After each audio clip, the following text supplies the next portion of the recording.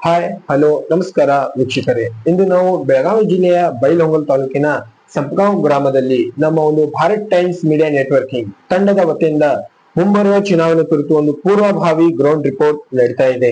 ನಮ್ಮ ಒಂದು ವಿಶೇಷ ಸಂದರ್ಶನದಲ್ಲಿ ಇವತ್ತು ಸಂಪಗಾಂವ್ ಗ್ರಾಮದ ಸದಸ್ಯರ ಕೂಡ ಒಬ್ರು ಭಾಗಿಯಾಗಿದ್ದಾರೆ.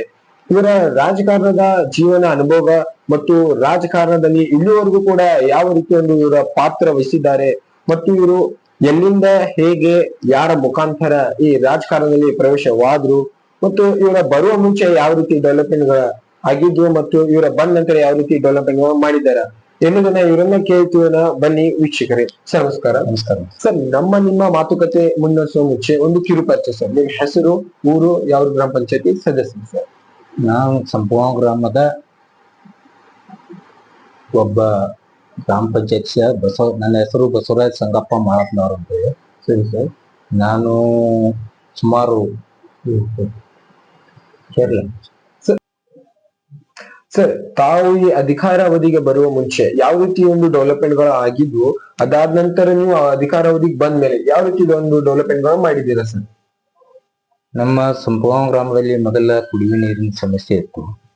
ನಾವು ಸುಮಾರು 2000ನೇ ಇಸ್ವಿಯೊಳಗೆ ಗ್ರಾಮ ಪಂಚಾಯತ್ ಸದಸ್ಯನಾಗಿ ಆಯ್ಕೆ ಆದಾಗ ಇಲ್ಲಿ ಅನೇಕ ನೀರಿನ ಸಮಸ್ಯೆ ಬಹಳ ಇತ್ತು. ಅದನ್ನ ಒಂದು ಹೋರಾಟದ ಮುಖಾಂತರ ನೀರನ್ನು ಊರಿ ತರುವಂತ ವ್ಯವಸ್ಥೆಯನ್ನ ನಾವು ಪ್ರಥಮವಾಗಿ ಮಾಡಿದ್ವಿ. ಸರಿ ಸರ್. ಸರ್, ತಮ್ಮ ಒಂದು ಪಾತ್ರ ಅಧಿಕಾರಾವಧಿಯಲ್ಲಿ ಬಂದ ಮೇಲೆ ಕುಡಿಯೋ ನೀರು ಇರ್ಬೋದು, ಅದಾದ ನಂತರ ಸಿಸಿ ರೋಡ್ಸ್ ಇರ್ಬೋದು, ಚರಂಡಿ ಇರ್ಬೋದು, ಮನೆಗ ಬೀದಿ ದೀಪ ಇರ್ಬೋದು, ಮನೆಗ ಅನುದಾನ ಬಂದಾಗ ತಮ್ಮ ಒಂದು ಪಾತ್ರ ಯಾವ ರೀತಿ ಇತ್ತು ಸರ್? ನಾವು ಅಜ್ಜಿ ಬಡ ಕುಟುಂಬವನ್ನ ಗುರುತಿಸಿ ಅವರಿಗೆ ಸರ್ಕಾರದಿಂದ ಬಂದಂತ ಇಂದಿರಾ ಆವಾಸ್ ಇರ್ಬೋದು, ಅವೇನು ಆಶ್ರಯ ಇರ್ಬೋದು, ಇವೆಲ್ಲ ಯೋಜನೆಗಳಿಗೆ ಸರ್ಕಾರ ಕೊಡ್ತಂತ ಯೋಜನೆಯನ್ನ ಅಜ್ಜಿ ಶಿಸ್ತಬದ್ಧವಾಗಿ ಬಡ ಅರ್ಹ ಫಲಾವಿಗೆ ಮುಟ್ಟಿಸುವಂತ ವ್ಯವಸ್ಥೆಯನ್ನು ಗ್ರಾಮ ಸಭೆ ಮುಖಾಂತರ ಆಯ್ಕೆ ಮಾಡಿ ಮುಟ್ಟಿಸ್ತಕ್ಕಂಥ ಕೆಲಸವನ್ನು ಮಾಡಿದ್ದೀರಾ ಸರ್? ಸರ್, ಸಿಸಿ ರೋಡ್ಸ್ ಮತ್ತು ಚರಂಡಿಗಳು ಇವು ಯಾವ ರೀತಿ ಮಾಡಿದ್ದೀರಾ ಸರ್ ಡೆವಲಪ್ಮೆಂಟ್? ಇವು ಪ್ರಥಮವಾಗಿ ನಾವು ಗ್ರಾಮ ಪಂಚಾಯತಿ ಸದಸ್ಯರಾಗಿ 2000ನೇ ಇಸ್ವಿಯೊಳಗೆ ಆಯ್ಕೆ ಆದಾಗ ಇಲ್ಲಿ ವಿಶ್ವ ಬ್ಯಾಂಕಿನ ನೆರವಿನಿಂದ ಕೆಲಸ ನೀಡ್ತಾ ಇತ್ತು. ಆ ವೇಳೆಯಲ್ಲಿ ವಂತಿಕೆ ರೂಪದಲ್ಲಿ ಸಾರ್ವಜನಿಕರ ವಂತಿಕೆ ರೂಪವನ್ನು ತೆಗೆದುಕೊಂಡು ಸರ್ಕಾರದ ಅನುದಾನವನ್ನು ತೆಗೆದುಕೊಂಡು ಈ ಚರಂಡಿ ನಿರ್ಮಾಣವನ್ನು ಮಾಡಲಾಯಿತು. ಸರಿ ಸರ್.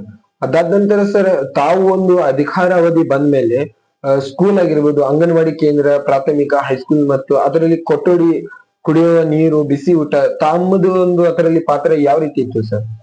ಸರ್, ನಾವು ಗ್ರಾಮ ಪಂಚಾಯತಿ ಸದಸ್ಯ 2005ನೇ ಇಸ್ವಿ ಮುಗಿದ ನಂತರ 2005ರಲ್ಲಿ ನಾನು ತಾಲೂಕಾ ಪಂಚಾಯತಿ ಸದಸ್ಯನಾಗಿ ಗ್ರಾಮದ ಶಾಲಾ ಅಂದ್ರೆ ಸರ್ವ ಶಿಕ್ಷಣ ಅಭಿಯಾನದ ಅಧ್ಯಕ್ಷ, ತಾಲೂಕಾ ಪಂಚಾಯತಿ ಅಧ್ಯಕ್ಷರಿರ್ತಾರೆ. ಆಮ್ಯಾಗ ಇವು MLA ಗೌರವ ಅಧ್ಯಕ್ಷರಿರ್ತಾರೆ.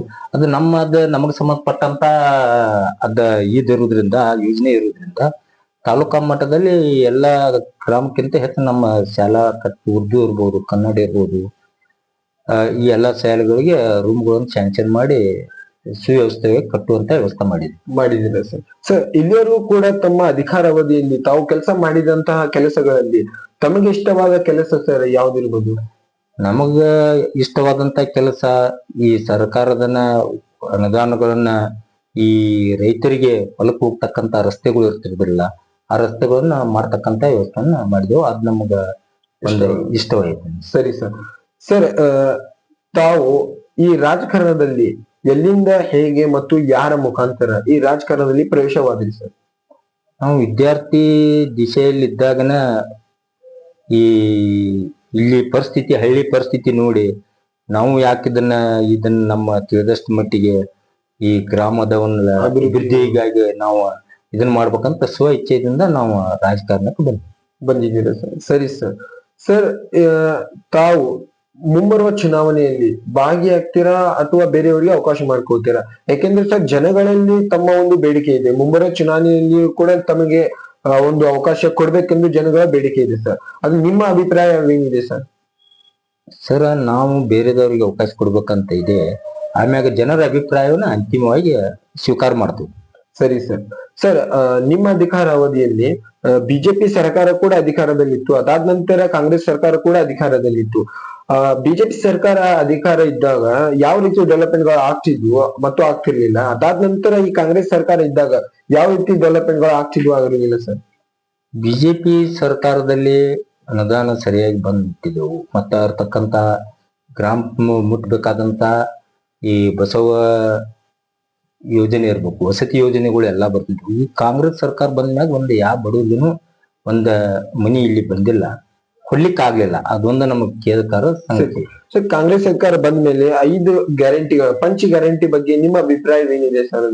ಪಂಚ ಯೋಜನೆಗಳ ಅವ್ರು ಮಾಡಿದಾರ ಸರಿ ಐತಿ, ಆದ್ರೆ ಏನೈತಿ ಅದ ನಿಜವಾದ ಫಲಾನುಭವಿಗಳಿಗೆ ಮುಟ್ಟಬೇಕು. ಈಗ ಎಲ್ಲಾದ ಮನಿಗಳಿಗೆ ಮುಟ್ಟೋದ್ರಿಂದ ಇದರಿಂದ ಈ ಡೆವಲಪ್ಮೆಂಟ್ ಕುಂಠಿತ ಆಗೈತಿ. ಸರಿ ಸರ್. ಸರ್, ತಾವು ಈ ರಾಜಕಾರಣಕ್ಕೆ ಬರ್ಲಿಕ್ಕೆ ಕಾರಣ ಸರ್? ರಾಜಕಾರಣಕ್ಕೆ ಬರ್ಲಿಕ್ಕೆ ಕಾರಣ ಅಂತಂದ್ರ ಅನೇಕ ಯೋಜನೆಗಳ ಬಗ್ಗೆ ಹೋರಾಟ ಮಾಡುವಾಗ ನಮಗ ಆ ಹೋರಾಟದಲ್ಲಿ ಭಾಗಿಯಾದಾಗ ಒಂದಷ್ಟ ಮನಸ್ಸಿನ ಘಟನೆಗಳು ನೋಡಿದ್ವಿ. ಅದಕ್ಕ ಆ ಒಂದು ಉದ್ದೇಶದಿಂದ ನಾವು ರಾಜಕಾರಣಕ್ಕೆ ಬರ್ಬೇಕಾಗಿತ್ತು. ಸರಿ ಸರ್. ಸರ್, ತಮ್ಮನ್ನ ಆರಿಸಿ ತಂದಂತಹ ಜನ ಪ್ರೇಮಿಗಳಿಗೆ ತಮ್ಮದ ಒಂದು ಹೃದಯದ ಮಾತು ಹೇಳಲಿಕ್ಕೆ ಏನ್ ಇಷ್ಟಪಡ್ತೀರಾ? ನಾವು ನಮಗೆ ಇನ್ನೇನ್ ಸೇವಾ ಮಾಡಕ್ ಅವಕಾಶ ಕೊಟ್ರಲ್ಲ ಅವ್ರು, ನಾವು ಈ ಜನ್ಮಲ್ಲಿ ಇನ್ನೊಂದ್ ಜನ್ಮ ಹುಟ್ಟು ಬಂದ್ರು ಅವ್ರನ್ನ ನನಗ್ ತೀರ್ಸಾಕ್ ಆಗುಲ್ಲ ಅಂತ ಹೇಳಕ್ ಇಷ್ಟಪಡ್ತೀನಿ. ಸರಿ ಸರ್. ಸರ್, ಇಲ್ಲಿವರೆಗೂ ಕೂಡ ನಮ್ಮ ಒಂದು ಭಾರತ್ ಟೈಮ್ಸ್ ಮೀಡಿಯಾ ನೆಟ್ವರ್ಕಿಂಗ್ ತಂಡಕ್ಕೆ ನಿಮ್ಮ ಸಮಯ ನೀಡಿದ್ದಕ್ಕೆ ತುಂಬಾ ಹೃದಯದ ಧನ್ಯವಾದಗಳು. ಧನ್ಯವಾದಗಳು ಸರ್.